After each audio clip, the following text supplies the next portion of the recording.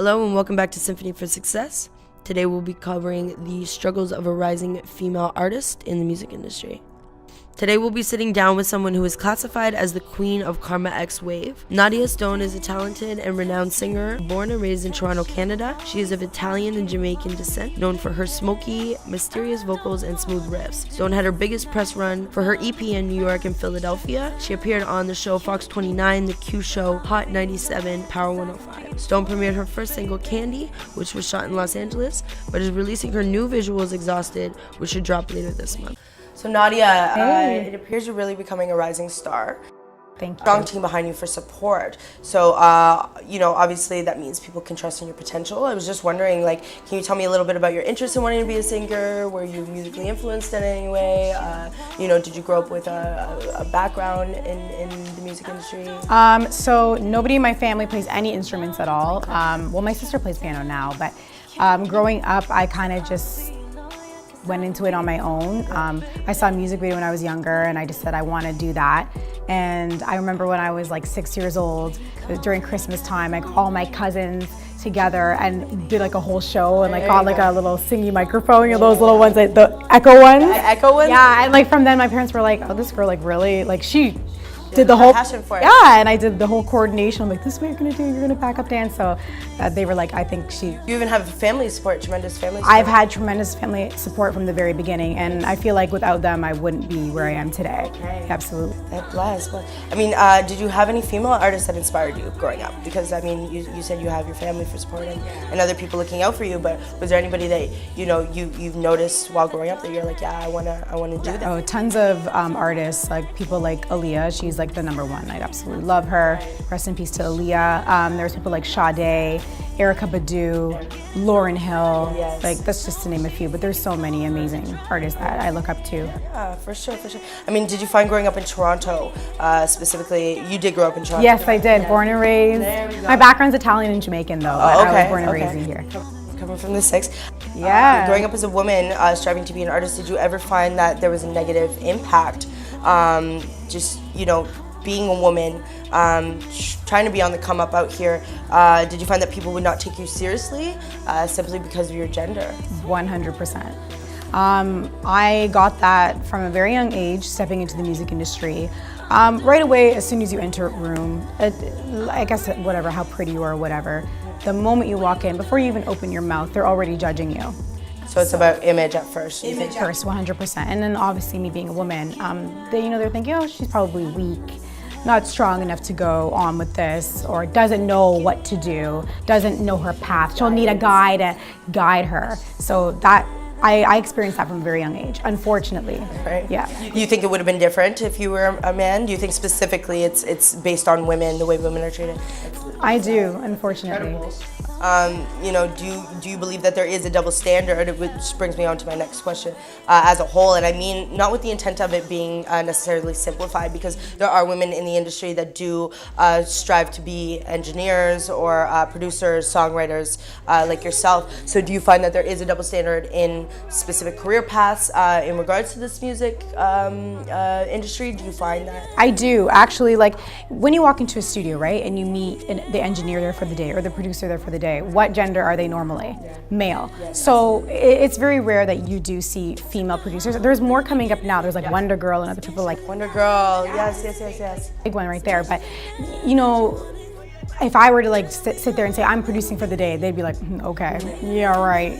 What can she do? Right. I feel that 100%. And because it's such a male-dominated industry. But I feel like now in 2018, especially in Toronto, so many women are coming up, whether they're rapping, whether they're singing, whether they're writing the songs, producing. I am seeing it coming from here really strong, and that's making me so happy. Yeah. So things are changing. Finally have our moment. There we go. Yeah, for sure. In all aspects, right? Yes. Is where you're coming from with that.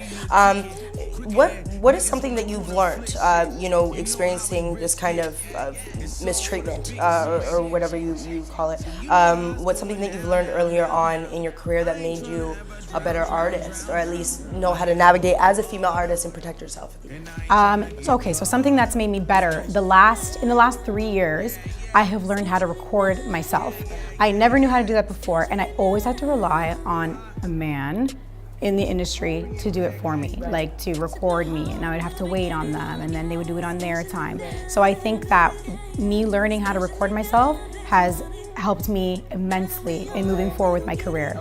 Yeah. You mean in terms of like knowing the programs yourself? Yes. A little bit? Good. Yeah, learning the program, learning how to like press stop and play, learning how to cut and trim your vocals, learning what presets. So you walk in and then you have that knowledge, so people can't really question you at that point. You know what I mean? I think that's really helpful that I learned like throughout my career is like knowing how to play piano, like the basics. So I do know like my scales. So if I walk into a studio and I say I want a song to sound like this, I'm not just saying I want it to sound like, and I play a track.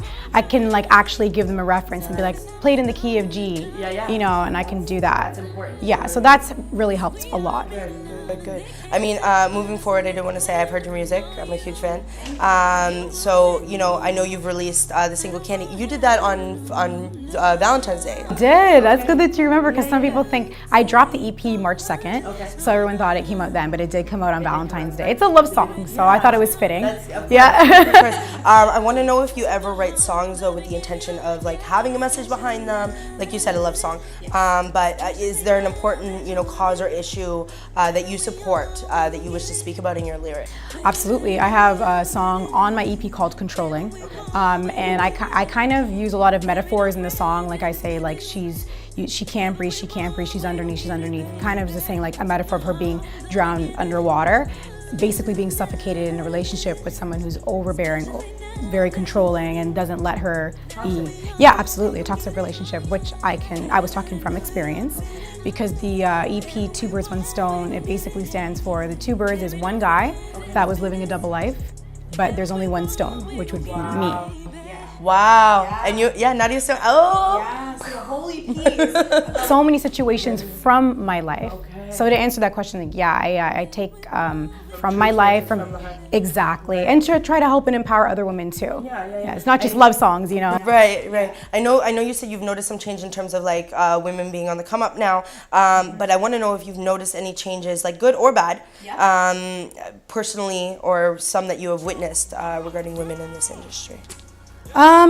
Good and bad. So good or bad. Sorry. We'll start with the good, I guess. So the good that I have seen is I feel like women now in this industry, I'd say music, that I've been seeing from Toronto are getting more chances to perform. There's more women on the bill now, which I've never seen before. I think that's a great thing. People are more trusting in women performers. 100%. Good. I opened up for Justine Skye on March 27th here at the Mod Club, which was really cool. It was a big accomplishment. And I think all of the openers from Toronto were all female. I think there was only one male artist, he's Trevor Jackson, he's in the new movie Superfly, but he came down. But from Toronto, it was all female. Like, so cool. Yeah. Yeah. Empowerment, you know? Any bad?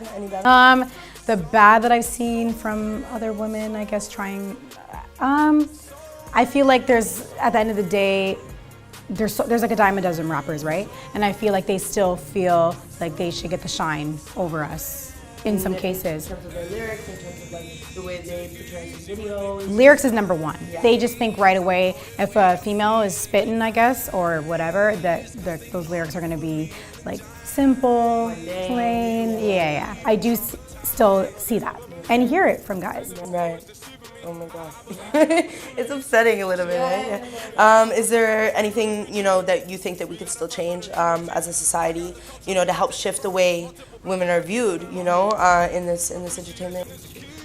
Okay, so one thing I feel like people say, like, sex sells, right? And a woman has to be like overly like out there to sell a record.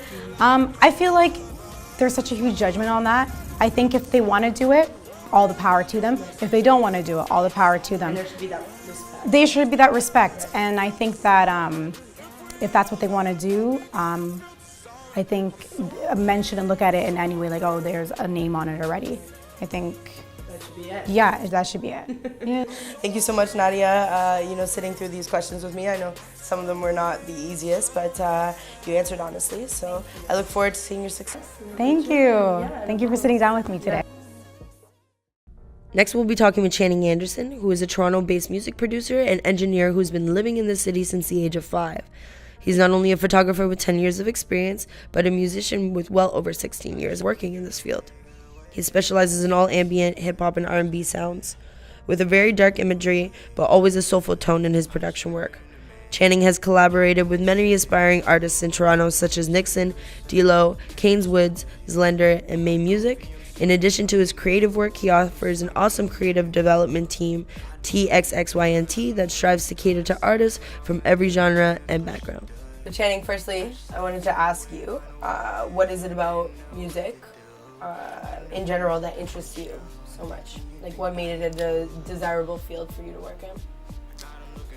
I feel like music just releases everything that's like in your head, and it takes all the anxiety away, for sure. Okay. But how did you become interested in music? How did I become interested? In working in music. It branched from just all forms of art, just like being like arts and crafts and drawing, and from there just branched into like music. Right. Okay. Playing the keyboard. Nice. Nice. I mean, as a music producer, you've worked with various types of artists, various types of backgrounds, cultures, right? Yeah, definitely. I'm into like the alternative rock. I like the ambient sound. I like the trap, of course, hip hop, and I also into like the new dance hall stuff, reggae. Very I try to expand spectrum. a little bit. Yeah, for sure. I mean, do you find that one particular genre of music glorifies or shades a negative light on women, especially? More so, I feel like hip hop would, because it's always the children that branch it, and like they go to the children they create that stuff, right? And they don't know, as they learn as they go, right? So the same person that's degrading could be changing their mind later on. The SoundCloud Yeah. kids, I don't know. Exactly. You'd call that, I mean, in modern day rap especially, you hear rappers frequently throwing derogatory terms around about women, right? So I'm sure you've heard what's popular out there right now. Yeah. So why do you think women are spoken about specifically In that term? in that light? Yeah. I feel like some women like to be in that light, and some do not, and some are speaking up like about the women that embrace that, right? Like, you got bad Bart, but bad baby. What makes her bad, right? Ask yourself that. That's true. Okay. And I mean, at one point, some people will go on to say that they thought that, or hip hop glorifies it because it is something that's cool, or that is looked at a certain way, right? If you had a bunch of women around you, you were, somebody big, right? Yeah. Is where you were. Yeah. Okay. So have you personally witnessed women being objectified in the music industry? Do you have a particular situation you could speak on? I have not myself, because I feel like it would have to be a pretty intense situation for me to like see that around me and not say anything. So no, I have not really. Okay. Do you find that with the Me Too movement that's circulating right now, that this can be a talking point for not only people in the film and television industry, but also, the music business? In the music, it should be talked about, and like in any situation for sure. But I feel like in the music situation, like they don't. It's like about like harassment and all that, right? So I don't see too much of that going on in the music industry without them putting themselves in that place. For sure. So, yeah, I don't think so. I mean, do you believe that we're kind of going backwards and changing the way women are treated? Like, do you think we're maybe making a progression, or how do you feel on that? I think we're making a progression for sure. You got like the leaders of hip hop, like Kendrick, talking about embrace your stretch marks, show that, like no makeup, love it, saying that, and like they agree, right? They follow that. There's a movement for sure. There's a movement coming up. Do you think that there's more as a society that we could be doing other than, what's going on with rappers right now? I feel like we're progressing upon that. Like, we're creating all those things. Like, they're not shutting them down and being hateful to the movements, right? Right. They're understanding them. So society is definitely First step. yeah. Yeah, for sure. First step. You know, I want to thank you so much for your time, Channing.